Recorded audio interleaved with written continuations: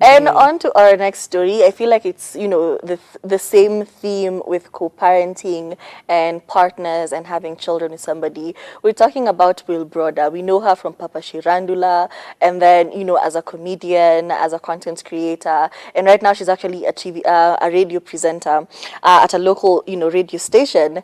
And she's always been cagey about her personal life. You know, apart from her work life, she doesn't really post much about what goes on in her private life, as she should. We don't need to know what's going on in your household. Stop it. It's not cute. But anyway, she was actually in an interview talking about the circumstances between her and her baby daddy and how they actually played part. And you know how most people actually come on the internet, especially when you have a huge platform. Me, if you come and ask me something, why did I part ways with somebody, I'll tell my story and I'll tell a narrative that fits, you know, my thing in a way that, you know, portrays me in a good light. It will always be the other person's fault. I don't care about them. They're not in my life anymore. It's over. Yeah, but she's actually a good person because she actually, when telling this story, she takes accountability for the relationship, actually, some accountability for the relationship coming to an end. She says that, you know, she was very, I think, hyper vigilant about everything. And the first red flag she saw, the first time he ever raised his voice at her, she actually started monitoring. Akisema, the first time his voice changed, I started like mentally checking out, mentally trying to figure out how I'm going to get out of this situation, trying to jipanga. You know how women are. You're just chilling. This person is just calculating how they have a house, they've paid deposit and rent for 6 months, the fundi has a deposit for the bed. So, you know, she was on divan time, just in survival mode, if for lack of a better term. And she says, you know, it doesn't give an opportunity for fixing anything that's going on. If I'm already thinking about leaving this relationship because you've slightly changed your attitude without asking you, without coming to you and saying, listen, I don't like how you've been raising your voice. I don't know what's happening. Are you stressed from work? Is it something we can work on? Is it something we can talk about? She didn't give him a chance. The minute he changed, the minute he switched up, she was ready and leaving. And then she says, like, later on, after they've already parted ways, a mutual friend of theirs is somebody that the ex actually confided to and said she was always bringing relatives to their house. In her own words, she said,